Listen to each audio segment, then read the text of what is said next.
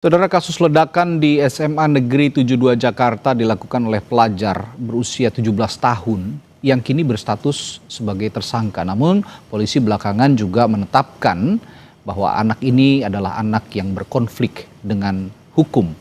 Lalu apakah tindak lanjut dengan status anak berkonflik dengan hukum ini akan juga ditindaklanjuti sebagai diadili sebagai orang dewasa atau sebagai anak yang berkonflik dengan hukum?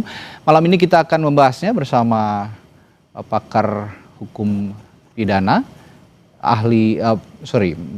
bersama Arianto Sutadi, penasihat ahli Kapolri, dan Jamin Ginting, guru besar hukum pidana dari Universitas Pelita Harapan. Selamat malam, Prof. dan juga Pak Arianto. Selamat malam. Ya. Selamat malam, Pak Jamin. Baik. Saya ke Prof. Jamin dulu kalau gitu. Ini kan tadi sudah jelas ya diungkapkan oleh polisi begitu bahwa yang bersangkutan ini adalah anak yang berkonflik dengan hukum. Nah, biasanya tindak lanjutnya setelah itu ini tetap ada singgungan ranah pidana atau bagaimana kira-kira? Ya. Jadi benar terminologinya itu anak yang berkonflik dengan hukum karena usianya antara 12 sampai di bawah 18 tahun. Oke. Ya, ada satu lagi terminologi anak berhadapan dengan hukum di bawah 12 tahun. Makanya terminologi ada benar konflik dengan hukum. Nah, jadi tadi dikatakan ada pasal-pasal terkait dengan pemidanaan terhadap anak ini. Dia masuk ke pasal 80 ayat 2. Ya, pasal 80 ayat 2 itu terkait dengan adanya kekerasan yang dilakukan anak berkonflik dengan hukum ya, yang mengakibatkan luka berat. Nah, sanksi pidananya 10 tahun. Tapi hukumannya itu tidak boleh lebih besar dari harus setengah dari hukuman orang dewasa. Nah, cara-cara yang digunakan juga menganut SPP terkait dengan sistem peradilan anak. Nah, sistem peradilan anak itu dalam setiap sidang, dalam setiap pemeriksaan harus ada lembaga perlindungan anak KPAI yang memberikan pendampingan. Walaupun nanti ada penasihat hukum di situ, tetapi juga harus ada perlindungan dan tidak boleh dimasukkan dalam tahanan orang dewasa. Itu yang paling penting ya. Jadi harus dilindungi hak-hak anak itu.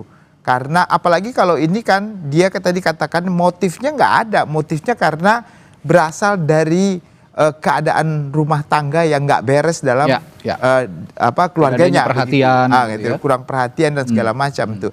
Artinya anak ini bukan mempunyai niat yang niat itu tidak ada sebenarnya, tapi niat itu ada karena apa? Karena melampiaskan kekesalannya, marah dengan kondisi, dengan kondisi keadaan yang diciptakan lingkungan keluarganya, begitu. Nah, itu sebenarnya nggak boleh, ya. Itu yang kedua. Bagaimana kita dalam rangka memperbaiki keadaan anak ini. Jadi tujuannya bagaimana? Jadi hukuman itu bukan membuat efek jera, tetapi bagaimana memperbaiki ke depan terhadap anak ini. Oke, ini yang sudah dijelaskan oleh Prof. Jamin. Saya ke Pak Arianto. Pak Arianto, tapi dengan premis yang kita pakai malam hari ini, siapa yang tanggung jawab? Nah, kalau dari point of view polisi dengan pelaku anak yang berkonflik dengan hukum, siapa yang harusnya tanggung jawab kalau menurut polisi jadinya? Nah, saya kira kalau polisi tidak melihat siapa yang bertanggung jawab ya. Polisi itu sebagai penyidik ya. Aturan dalam undang-undangnya sudah ada di dalam pidana satu, yang satunya lagi untuk peradilan khusus untuk anak-anak. Menurut hemat saya, anak-anak ini diperlakukan khusus ya, tidak seperti orang biasa, gitu. Baik hukumannya maupun perlakuannya. Kenapa? Karena kita kalau menyidik anak itu sasarannya adalah untuk memperbaiki anak itu kembali, bukan untuk menghukum. Jadi startnya udah gitu.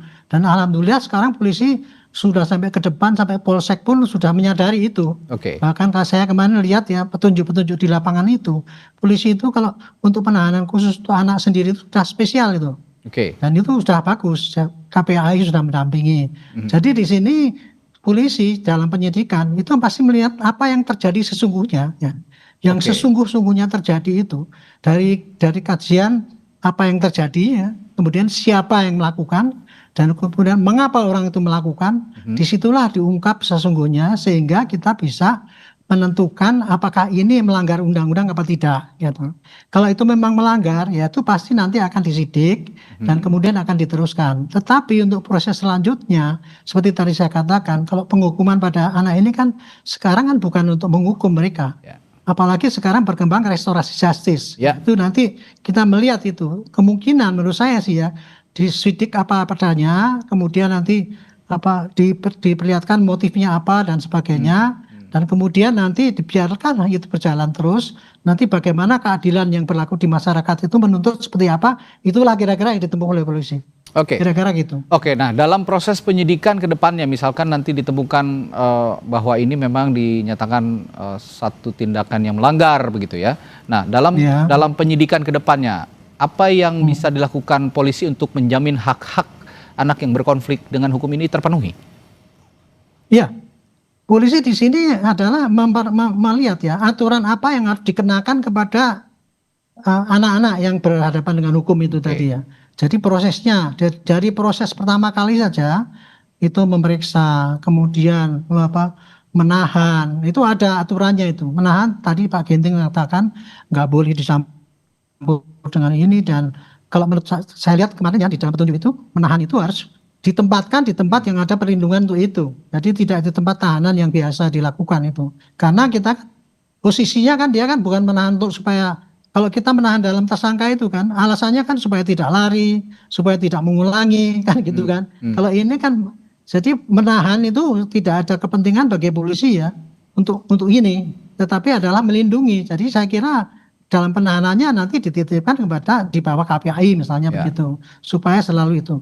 Kalau diperiksa selalu didampingi, tidak boleh dipaksa dan kemudian dipancing-pancing dengan ini, diperlakukan yang tidak ini.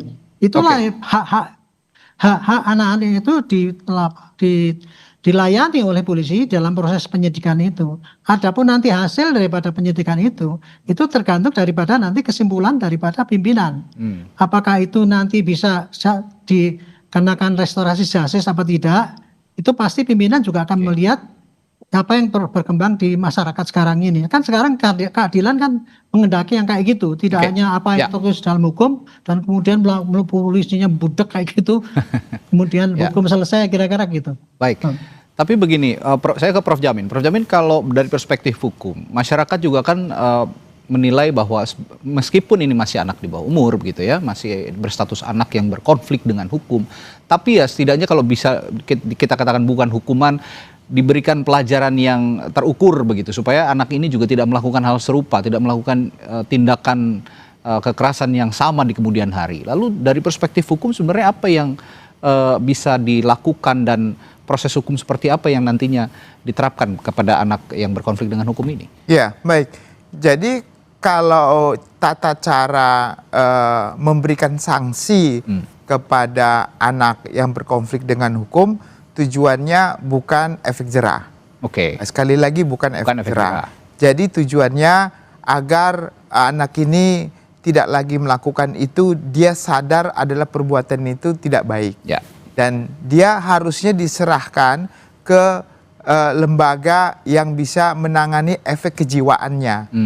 Ini anak ini sebenarnya korban dari keadaan lingkungan, keadaan keluarga bisa jadi. Jadi kita perlu membinanya dengan cara mengembalikan percaya dirinya, mengembalikan keyakinannya kalau dia bisa melakukan yang terbaik buat masa depannya dengan tidak cara seperti ini. Nah itu sebenarnya, itu yang pertama. Yang kedua, untuk menyelesaikan masalah ini harus diikut sertakan peran daripada korban, keluarga daripada korban. Jadi korban ini harus dimintakan supaya mereka juga diberikan restitusi atau diberikan juga rehabilitasi yang baik, sehingga mereka juga bisa dengan biaya yang cukup bisa kembali keadaan semula. Memang nggak bisa 100% ya kalau memang luka dan segala macam, tapi paling tidak dari pihak keluarga pelaku bisa memberikan santunan ataupun apa sebelum ada putusan restitusi. Inilah menjadi salah satu faktor yang sudah tadi disebutkan sebagai bentuk restoratif justice. Jadi kalau ada pemaafan dari keluarga dan itu bisa dilakukan kesepakatan untuk tidak dilanjutkan ke tahapan berikutnya atau sampai ke pengadilan. Ini supaya clear juga, Prof. Saya juga ingin bertanya bahwa ini kan proses hukum berjalan gitu ya, penyidikan di polisian nanti naik ke persidangan dan segala macam. Nah, ketika proses itu berjalan, ini kan sang anak ini juga bertambah usianya. Nah, jika pada saat vonis misalnya anak ini berusia lebih dari 17 tahun, artinya misalnya menginjak usia 18 tahun, apa yang akan diterapkan? Ya tentu kalau dia pelaku tindak pidana itu berdasarkan tempus delicti, kapan dilakukan perbuatan pidana itu. Oh, jadi dilihatnya pada saat dia melakukan. Ya, melakukan perbuatan itu. Kalau melakukan perbuatan itu sebelum 18 tahun, proses yang berjalan mengakibatkan dia waktu diputus dia itu umurnya 18 tahun, maka pada saat dia melakukan perbuatan itu. Jadi kita nggak seperti di Amerika menunggu dulu disidangkan sampai dia berumur 18 tahun karena dia merasa nggak punya rasa bersalah, tidak menyesali perbuatannya. Kalau yang ini kan kita lihat nggak sampai seperti itulah.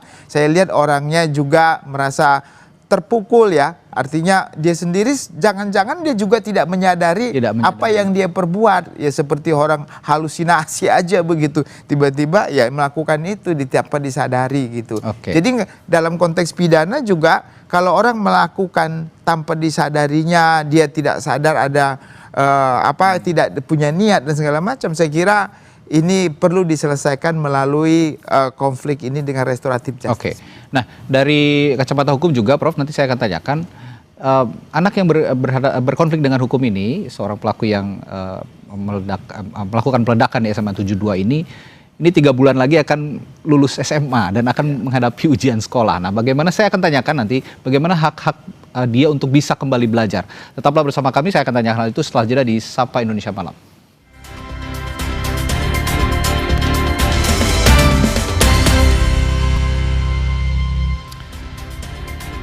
Masih membahas anak yang berkonflik dengan hukum, pelaku peledakan di SMAN 72 Jakarta. Tadi saya bertanya ke Prof. Jamin Ginting sebagai pakar hukum pidana. Nanti juga saya akan tanyakan hal yang sama ke Pak Rianto sebagai staf ahli Kapolri.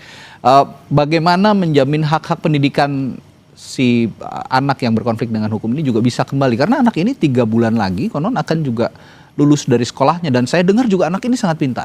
Prof. Nah, saya kira dengan kasus pidana ini tidak boleh ya mencabut ataupun mengambil atau merampas tepatnya gitu hak-hak anak ini untuk bisa menyelesaikan sekolahnya.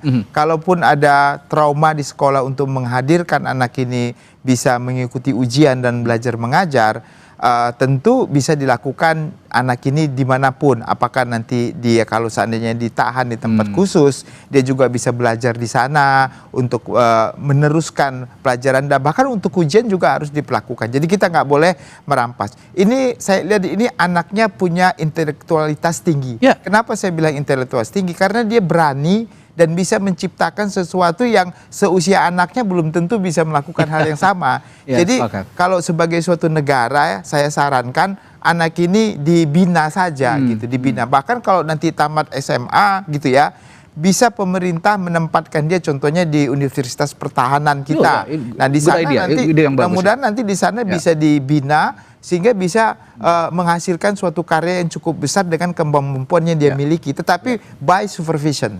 Supervisi, karena anak ini bisa bahaya kalau nggak disupervisi. Fully advised begitu ya, semua melakukannya full advised. Tapi satu yang kita dapatkan, ini anak mempunyai intelektualitas yang cukup tinggi. Tinggal bagaimana pengawasan dan mengarahkannya saja. Baik, saya ke Pak Rianto. Pak Rianto, pertanyaannya sama kurang lebih, tapi dari perspektif penyidikan yang juga bisa mempertimbangkan hak-hak pendidikan sang anak. Misalnya dalam proses penyidikan, apakah hak anak yang berkonflik dengan hukum ini juga masih bisa belajar, masih bisa mengenyam pendidikan, mekanismenya bagaimana Pak Rianto? Ya, kalau saya melihat ya gini, sekarang polisi itu lagi ada perubahan, Pak, perubahan paradigma. Bahwa kita dalam menegakkan hukum itu, kemarin dikritik para aktivis itu, karena kita masih terlalu mengedepankan represif daripada pencegahan. Nah, sekarang ini polisi itu sudah berubah sekarang kita. Di dalam menangani gangguan kamtipmas itu, kita itu penegakan itu hanya yang terakhir saja. Tapi yang lebih dikedepankan adalah preventif dan bahkan preemptif. Makanya ini dengan adanya kejadian ini ya, anak sekolah berbuat begitu yang berakibat seperti itu, maka arah kita larinya kepada tidak pada penghukuman anak itu. Tetapi bagaimana caranya ke depan ini jangan sampai kejadian ini tertulang. Makanya kita sekarang akan memberikan pada pihak yang lain untuk ikut serta, jangan sampai yang ini diteruskan gitu. Termasuk juga pembinaan itu ya, pembinaan pada anak-anak itu. Itu kita merangkul pada semua stakeholder itu supaya kita sama-sama seperti tadi Pak Jimin katakan tadi bahwa semua harus ikut serta di dalam mencegah itu gitu. Jadi kalau estimate saya ya dalam kasus ini kira-kira nanti begini, dalam penyidikan apa sebagainya, anak itu tidak akan terganggu sekolahnya, yakin deh. Ya gitu. Jadi dan kemudian nanti akhirnya juga tidak sampai dihukum dalam arti seperti dihukum seperti biasa itu supaya orang itu jerah gitu ya. Tetapi hanya ditempatkan di satu tempat yang tetap dalam pembinaan sehingga dia tidak kehilangan marwahnya itu untuk menjadi pemuda yang harapan bangsa. Gitu. Pak Arianto, tapi ngomong-ngomong soal pembinaan ini saya juga terpikirkan untuk bertanya satu hal ini. Ngomong-ngomong soal pembinaan, bicara soal pembinaan, pernah ada study case dari Polri misalnya anak yang berkonflik dengan hukum dibina dan akhirnya benar-benar berhasil di kemudian hari dan benar-benar menyadari apa yang dia lakukan itu salah, atau ada juga study case bahwa ada yang tidak terpengaruh dengan pembinaan yang dilakukan oleh proses hukum tadi? Kalau saya nggak tahu ya apakah ada suatu kasus apa tidak, tapi saya hanya mengamati orang per orang. Waktu kita dulu berdinas itu, kita sudah melakukan itu Pak. Karena dulu polisi itu kan punya 3 ya kalau kita mengatasi pasien gangguan kamtipmas tadi saya sampaikan tadi, preemptif, preventif, dan represif. Saya pribadi pernah Pak membina anak-anak yang dulu melanggar gitu, kemudian kita bina dan kemudian dididik menjadi anak yang baik. Seperti saya Pak, banyak yang dilakukan. Dan berhasil semuanya ya? Iya, tapi ada juga yang memang gagal gitu ya, dan kemudian gitu. Tapi saya nggak pernah mengadakan studi itu, jadi nggak tahu berapa persentase. Tetapi upaya memperbaiki anak-anak yang itu. Ini kan anak ini kan kreatif ya, ada keberanian, ada kreatif itu. Ini kalau tidak dibina berbahaya nanti gitu. Makanya sasarannya seperti itu harusnya. Pembinaan yang dilakukan karena tadi ya saya dengar juga sangat punya intelektualitas yang baik daripada orang yang itu ya gitu. Sayang kalau enggak ada. Sekarang saya beranjak ke upaya restoratif justice. Sejauh mana misalnya nanti anak yang berkonflik dengan hukum ini didampingi oleh misalnya kuasa hukum atau pendamping hukumnya itu bisa menjalani proses restoratif justice? Ya, tentu kalau restoratif justice di penyidikan berdasarkan Perkap Kapolri harus memenuhi syarat material dan syarat formil. Ya, syarat material, syarat formil itu tentu adanya kesepakatan dan dari korban dan juga pelaku. 96 korban, harus ke 96-nya atau ada perwakilan? Tentu dari total korban ini sama-sama semua sepakat. Nggak boleh salah satunya nggak sepakat. Kalau nggak sepakat salah satu ya sulit lah ya kita melakukan restoratif itu. Yang kedua, ini kan jenis tindak pidananya kalau 10 tahun ya. Sebenarnya ini menjadi permasalahan juga karena restoratif justice itu dia tidak boleh lebih dari 7 tahun. Tapi ini kan anak kan intinya. Nah kalau anak itu kan kalau dia di bawah 14 tahun bahkan dia punya hak diversi. Jadi kembalikan kepada orang tua. Saya kira restoratif justice juga harus bisa diberikan kepada anak ini. Kalau diversi mungkin karena sudah di atas 14 tahun, ya dia masih belum bisa mendapatkan, sebenarnya bisa juga diberikan, tapi tidak secara otomatis begitu. Jadi bisa diberikan tidak secara otomatis. Kalau di bawah 14 tahun secara otomatis. Jadi saya berharap sih konsep itu bisa juga diterapkan kepada anak ini begitu. Baik. Saya ke Pak Arianto lagi. Pak Arianto tadi kan dari Polda Metro Jaya juga mengatakan bahwa yang bersangkutan ini punya dorongan melakukan hal ini karena merasa sendiri, tidak ada orang yang diajak berbicara, baik di keluarga maupun di sekolah. Nah, untuk memulihkan kondisi psikologis si anak, apa peran Polri yang bisa dikedepankan? Ya, kalau saya kan melihat ya ini dari analisis para penyidik tadi itu kan itu menyimpulkan bahwa pada dasarnya anak ini adalah korban daripada keadaan kan gitu. Korban daripada keadaan sehingga dia berbuat seperti itu. Makanya kalau kita untuk penyembuhan ya kita harus seterusnya harus pakai pola pembinaan. Dan pola pembinaan itu adalah dia tidak diasingkan tapi dia masih mempunyai kesempatan untuk belajar, untuk dibimbing dan sebagainya. Itu jadi Nah, saya ingin mengulas restorasi justice ya. Tadi dinyatakan oleh Pak Ginting kan sebagai perkap ya. Itu ya. RJ itu kan dulu perkap itu kan yang kita buat itu dengan semangat gini. RJ itu adalah suatu konsep peradilan yang bukan untuk menghukum supaya jerah, tetapi adalah untuk memulihkan kerugian masyarakat akibat dari tindakan itu kan gitu. Nah, syaratnya adalah pulihnya itu adalah saling memaafkan, kemudian kerugiannya dikembalikan, dan kemudian lingkungan bisa menerima itu. Itu kurang lebih syarat-syarat yang sebetulnya masuk di dalam perkap itu. Jadi gitu. Baik. Jadi tidak hanya semata-mata semua memaafkan, tapi tidak lingkungan semua itu bisa menerima perdamaian itu gitu. Kira-kira itu. Baik, yang bisa saya simpulkan dari perbincangan kita malam hari ini adalah anak yang berkonflik dengan hukum pelaku peledakan di SMA N72 ini perlu dilakukan pembinaan. Mengingat anak ini juga punya intelektualitas yang tinggi, begitu ya Prof ya, yang juga bisa berpotensi dimanfaatkan sebenarnya oleh bangsa dan negara jika memang dia ini punya prestasi di kemudian hari, dan tidak masalah kalau memang dia sekarang berkonflik dengan hukum, tapi di kemudian hari negara harus bisa hadir untuk menjamin anak-anak yang berkonflik dengan hukum bisa hidup kembali dengan normal dan menjalani kehidupan bahkan lebih baik dari sekarang. Terima kasih Profesor Jamin Ginting, pakar hukum pidana yang telah berbagi perspektif, dan juga Pak Arianto Sutadi, staf ahli Kapolri yang sudah bergabung di Sapa Indonesia. Selamat malam. Sampai jumpa lagi, selamat malam.